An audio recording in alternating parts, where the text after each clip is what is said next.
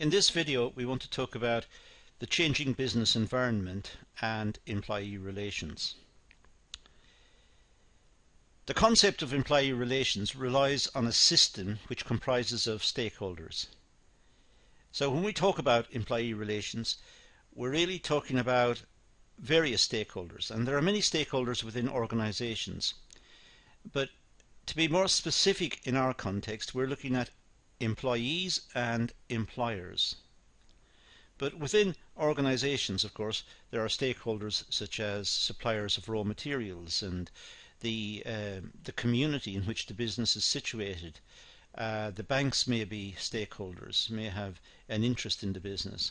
The shareholders will certainly have an interest in the business. All of these and more will constitute the stakeholders, anyone who has got an interest in the business.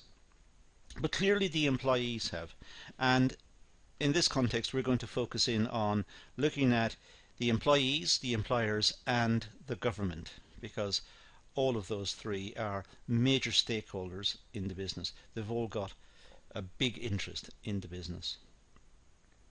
These stakeholders, the employees, the employers and government, they work within an environment which consists of the political framework.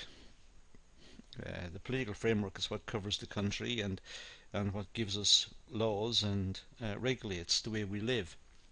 The economic environment, the forces of the market and the influences on the market. The social, the trends in society, the changes in society. The legal, because when laws are enacted they have to be implemented, and the way they're interpreted and the way they come through to organizations, that's important. And of course technological factors. We live in a period when there seems to be ever increasing changes in terms of technology, the applications of technology, the progress in which technology is making in terms of productivity and changing the way we work. So there are many influences on the environment within which business operates, and we're going to look at, in the context of stakeholders, we're going to look at the employees, the employers and the government, and these will be the three main ones we'll single out in this session. Stakeholders work within an environment to determine a set of rules and guidance within the workplace and to establish best practice. So the stakeholders are constantly trying to improve working conditions, improve relationships within work, trying to gain more productivity, better acceptance of technology and technological change. So there's a whole complex of forces in operation within business at any one time. Forces from the government trying to nudge business in one direction or another, forces from the trade unions trying to get their point across. Perhaps individual employees will come up with ideas and recommendations which need to be taken into account, because perhaps they are very good and innovative suggestions. So there's a very complex world at work, and it's this interplay that needs to be looked at.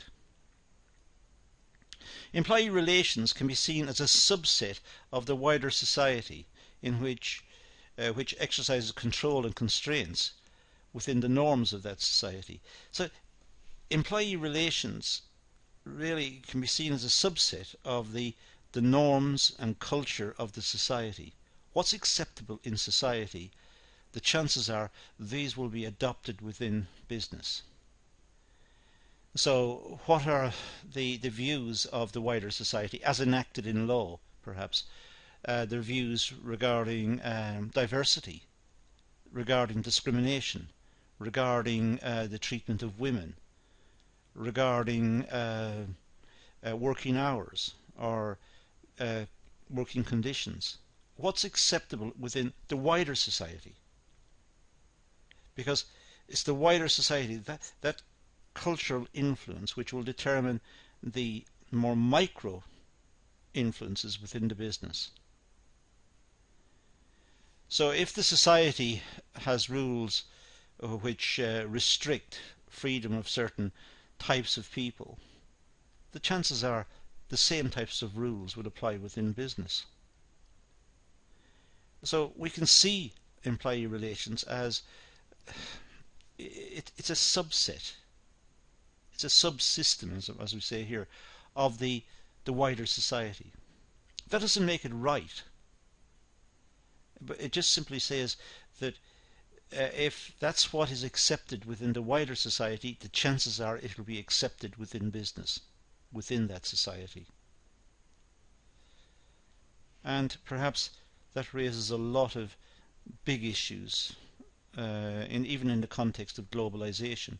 Should countries be trading with other countries or have close relationships with other countries where perhaps certain peoples are denied rights just simply through discrimination? And if they're denied the rights within that society, the chances are they will be the poorest because they can't gain employment. The environment within which organizations operate has a major impact on industrial relations and employee relations. So the environment of the wider society influences industrial relations if it's within an industrial complex, or employee relations if there's a lot of employment within the service sector as well. So the wider environment influences how business is conducted. That's the point. It's vital that management identify and understand environmental changes and how they will impact on the organisation and their workforce.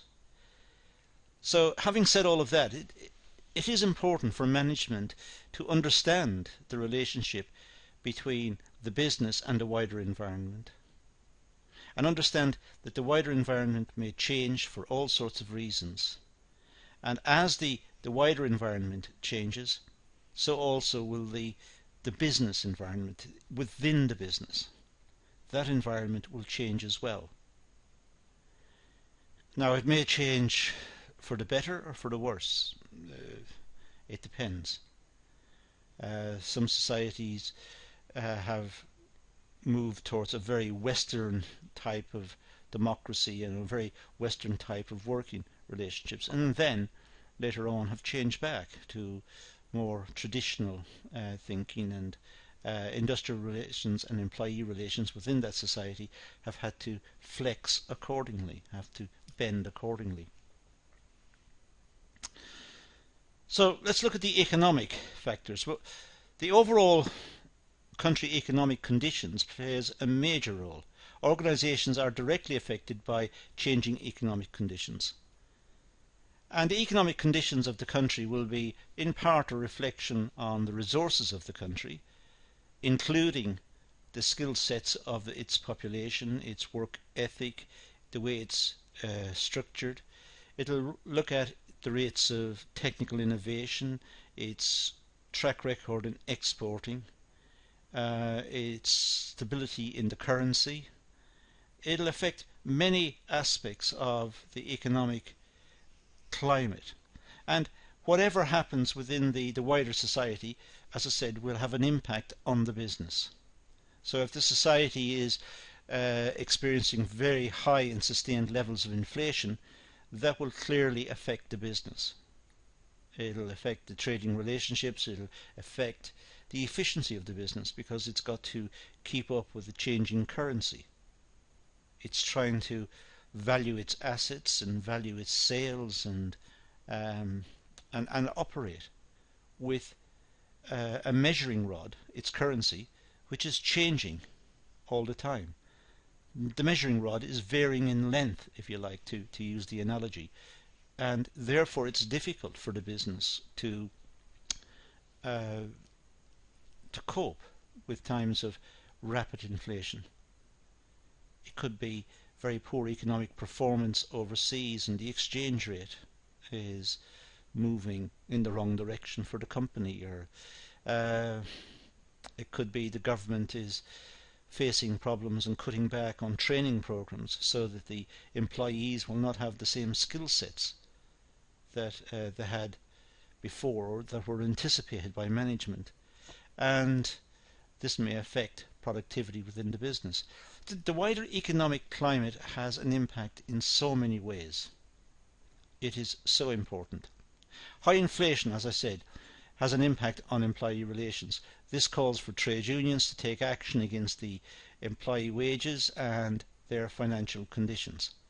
So when inflation is very high, the salaries of the workers will diminish in value.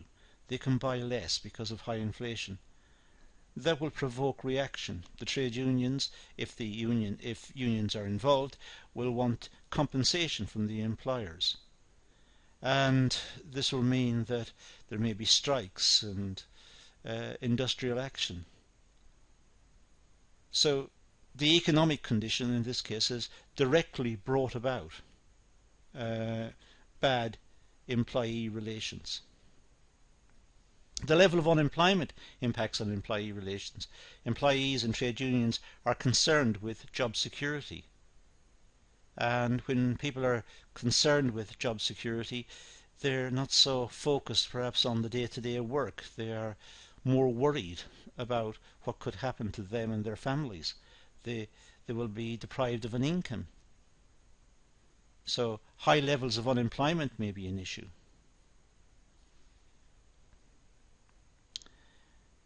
Levels of production and GDP impacts the organisation and the amount of trading and level of production.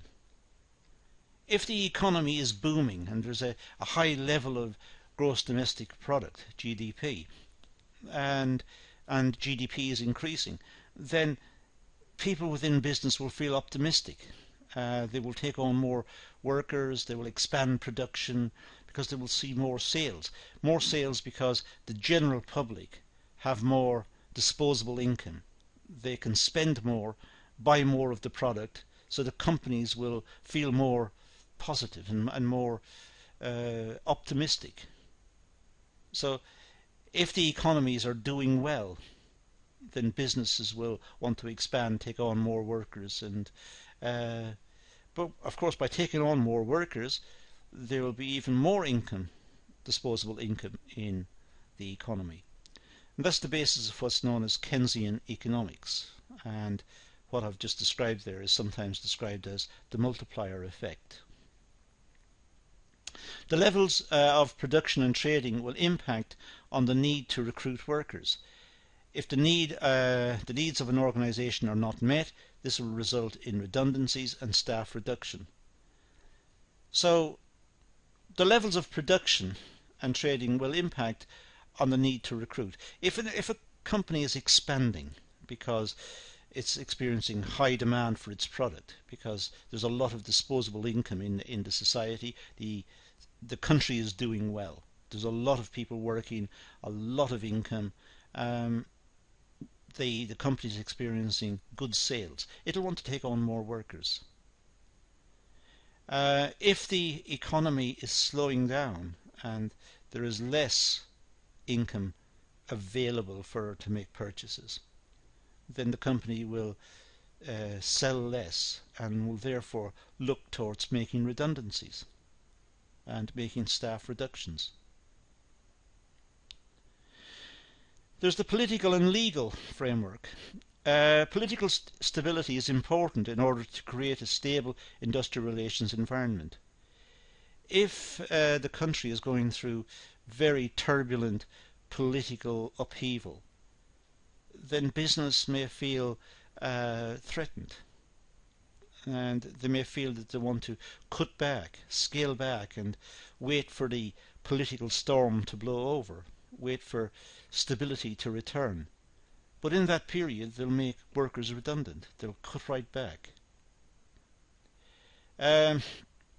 Political stability is important because businesses want to be able to plan into the future. They want to plan with confidence. They want to know if they make investment decisions that they will reap the benefits of those investment decisions. And those investment decisions may stretch into the future.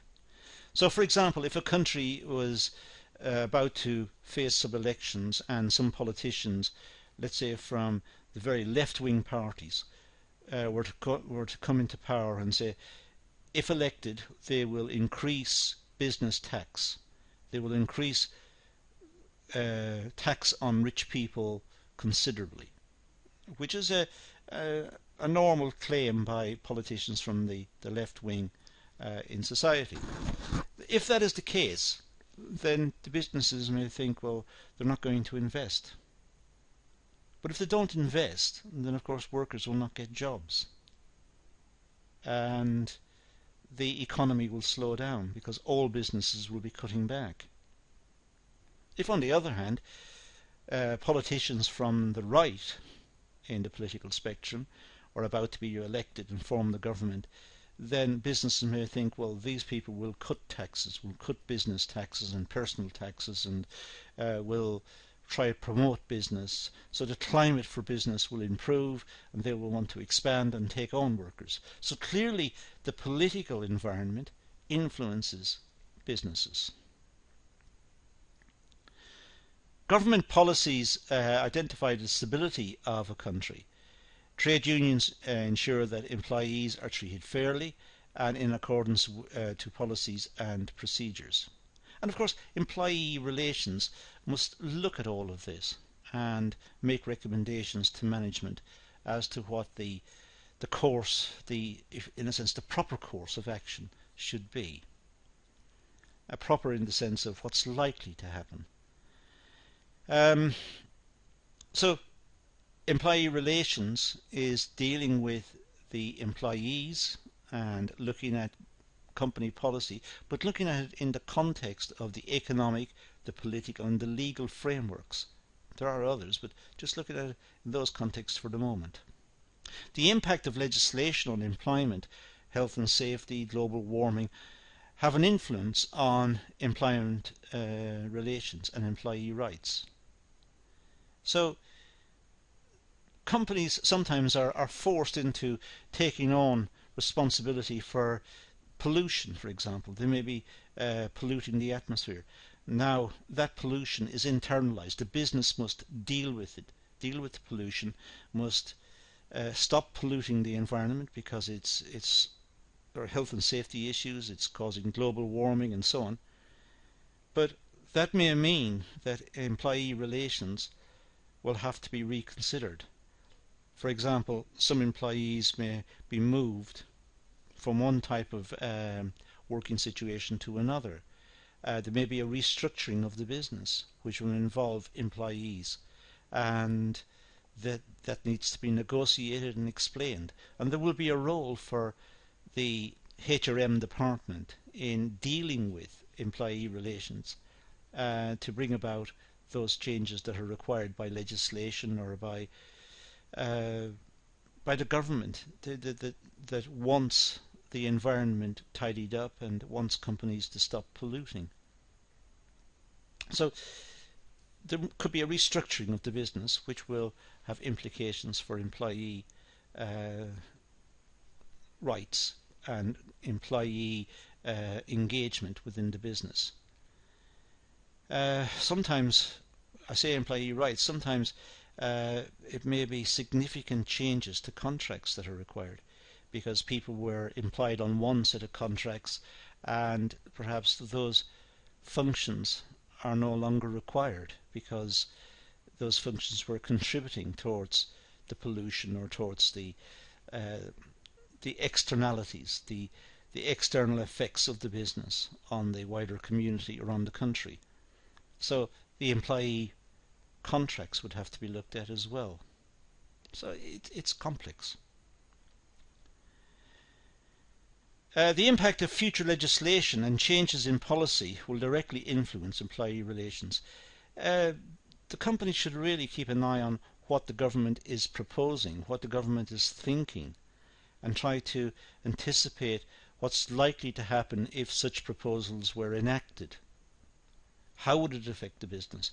And have contingency plans ready to deal with that should it happen. So it's important that the business is aware of what the government is saying in the context of business and the approach the government is taking towards business. It's important to be well informed. So the HRM department should keep a good eye on the financial press and on the politics of the country to see what the government is saying, see what the opposition are saying as well in Parliament, the various political leaders, their speeches, their ideas, what they're thinking, because it may become policy and it may be enacted in law in the future and will have a direct impact on the business. And that should not come as a surprise to the business. The business should have anticipated, because perhaps politicians were talking about it for a year or 2 years in advance. So there was plenty of warning that it was coming, and businesses should have prepared for the eventuality. Organisations need to follow legal procedures in order to ensure that they are meeting employee rights. So it's important that organisations understand the law, that the HR department should know what the law is regarding employment and employee rights. And they should have good training sessions to enable the employees, the managers and their own staff to know what the law is. This could be not necessarily a training event, but it could be information made available on the intranet, or a pamphlet issued to the employees about certain changes. So the idea is that organisations need to be fully aware of what is required by law and what has been proposed and what's likely to happen in law, and ensure that they are staying within the letter of the law. They should also be staying within the spirit of the law. They should be embracing the law and making sure that they are completely comfortable with the legal requirements, and that they are comfortably addressing all of the legal requirements. The concept of employee relations is dependent on changes in political and legal changes in the country. So employee relations really is a function of the wider political changes and legal changes in the country, and employment must take place within that context. It must address the legal requirements that are imposed on the business.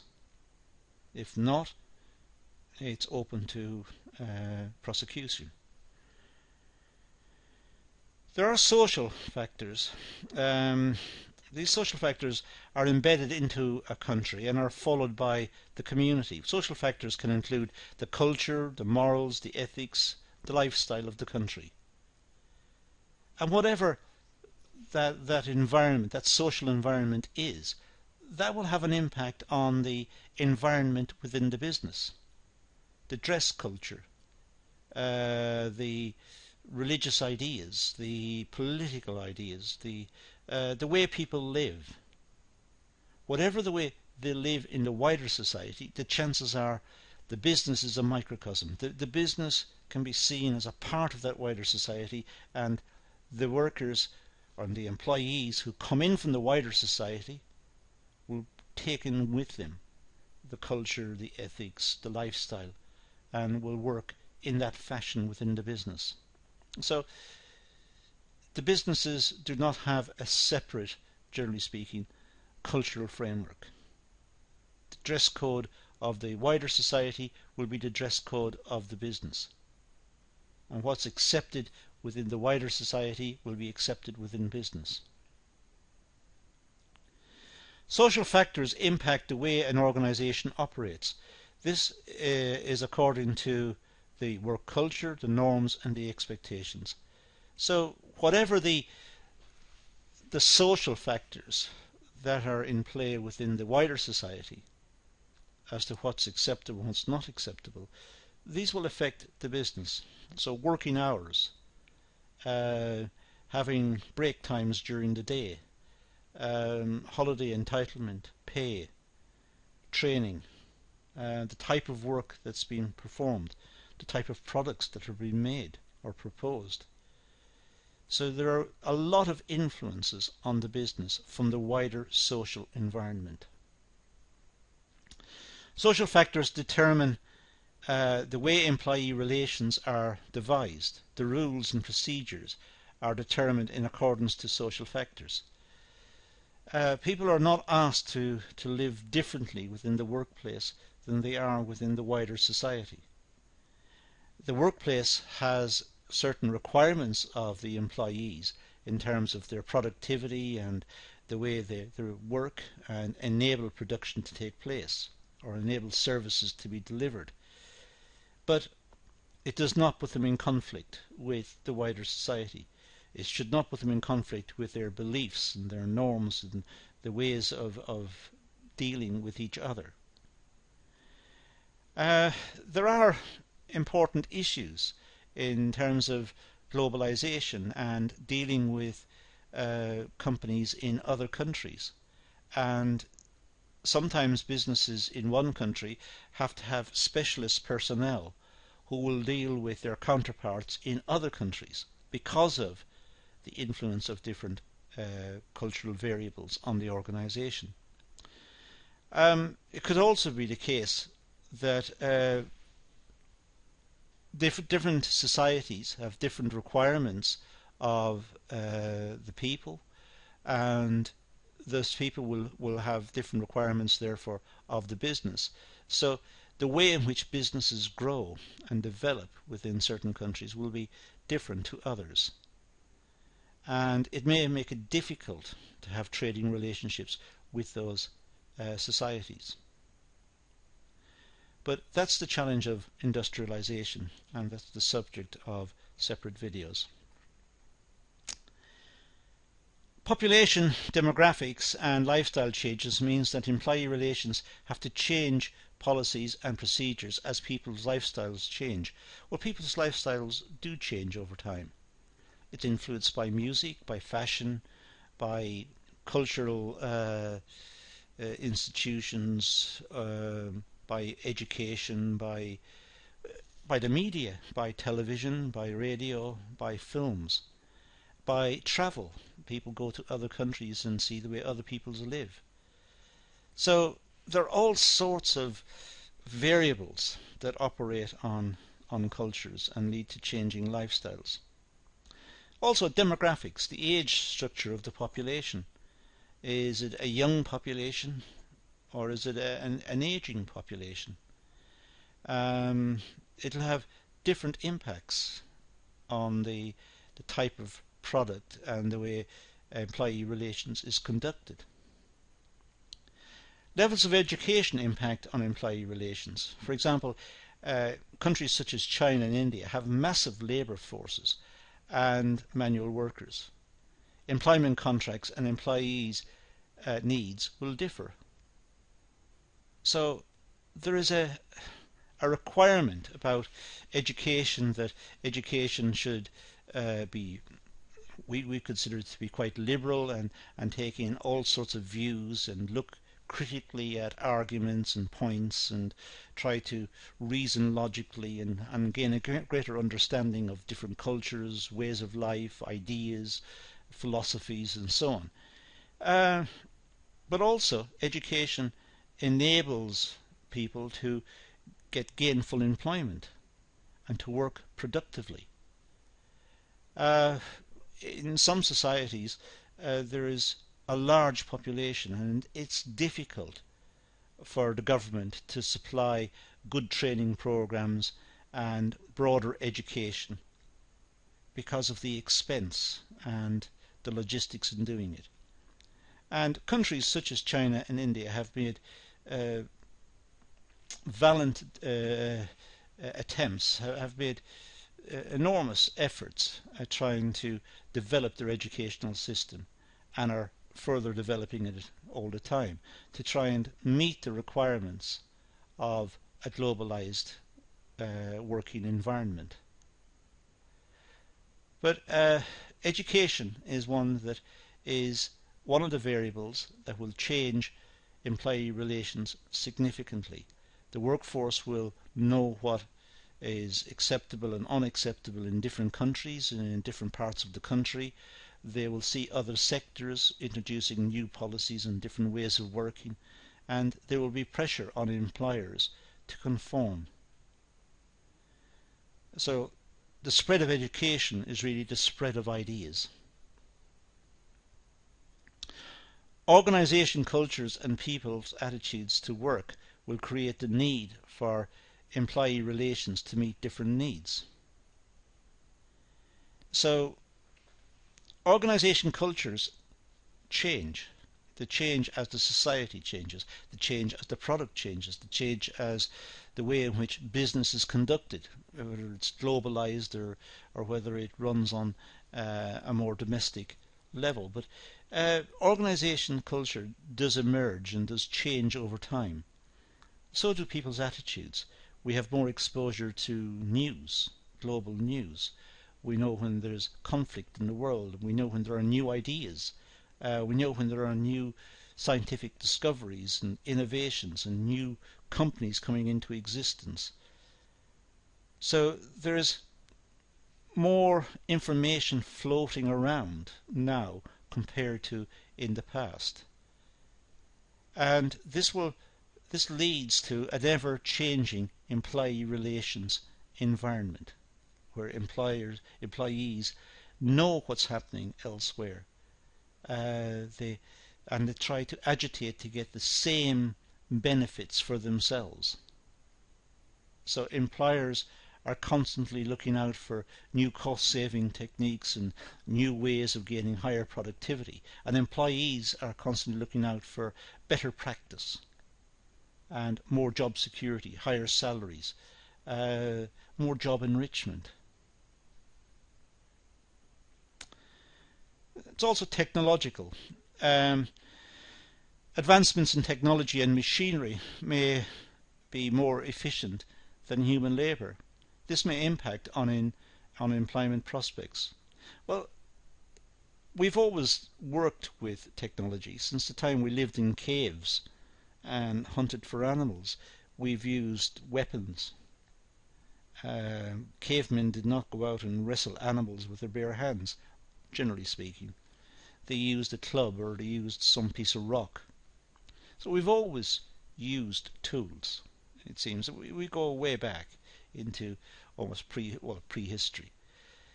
But nowadays we use very sophisticated tools. We use computers and networks and all sorts of machinery and automated machinery and machinery which can be programmed and seems to be able to perform many functions almost independent of human intervention. So technology has a major impact on employment. And it's interesting that in other areas on the course, when we discuss productivity, that we think of productivity as labour productivity. But of course, workers work with machines, generally speaking. And it may be that the machine has become more productive, not the worker. So in looking at the output per worker, that statistic may not be accurate. We should perhaps be looking at the output per machine. Now this means that there are issues in employee relations that could lead to conflict. Clearly productivity gains, the employees want to claim those gains for themselves and make a case for more remuneration and better treatment as a consequence of higher productivity. They don't want to suggest to the management that the higher productivity was caused by a better machine that they're now working with. So it can lead to conflict. It can lead to situations where the employees want to make a case to justify themselves, whereas logically it wasn't them.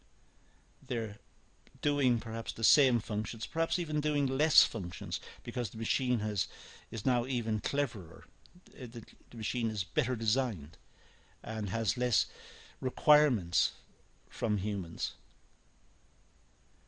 So the onset of rapid technological change has major implications for employment. It also emphasizes the need for more education and more training, which is the topic we mentioned earlier. Global communications and the internet has opened many opportunities and threats for organizations. So global communications and the internet means that there is a rapid transfer of ideas from one country to another, from one organization to another. Working practices, best working practices, are communicated very efficiently and very fast between different companies in different countries. So it means that the companies don't have to discover best practice for themselves. Sometimes they're able to pick it off the shelf. They know what is best practice in other countries, and they can apply that. But perhaps the employees don't understand the need for the change or the need for introducing such radical changes in their working practices, and that can lead to conflict. So employee relations is required to smooth that transition from one type of working to a different type of working. Also, efficient transportation and delivery systems means that organizations have an efficient logistical system, and hence eliminating the need for staff. Transportation is a very sophisticated part of many organizations' procedures. It precisely can deliver the product to the customer efficiently, fast, and it's locked in or linked to production. So it's used efficiently. And there are experts in place to ensure that the product is moved efficiently. And that may also put pressure on workers to gain new skills, new training, and to ensure that they are equipped to deal with that new way of working. So there are more pressures on employees again within this type of area of work. So technology has changed dramatically and is continuing to change as new developments and new ways of using technologies are found. It means that the employees require new skill sets. There's more need for education, more need for training, and resistance to change seems to be futile. The pressure for change is global, and if companies do not flex with the requirements of technology and the requirements of efficient production, better quality production, cheaper production, if they don't achieve those companies will fail. The jobs will be lost, the employees will lose their livelihoods. So the onus is on the employees to ensure that they have got the skills and the flexibility to enable the organization to continue. But there is also onus on the HR department to try as far as possible to acquire mechanisms to enable the employees to get those skills. When I say find mechanisms, find training programs, find specific programs that will efficiently give the skills to the employees for them to be more productive, meet the corporate objectives, secure their own employment, and have a better working life experience. So it's important for the HR department to try their best to enable the employees to keep up with the ever-changing requirements of work in the context of wider technological change. So these are some of the environmental impacts on employee relations, and as we can see, they've broadly followed a PEST structure: the political, economic, social, legal and technological structure. So we can put these under a pest heading. If you want to go back over the class and just take a pest piece of paper and a pest set of headings, you can fill out these various points under that structure. But that's all we're going to deal with here. I'm going to leave it at that and say thank you for watching.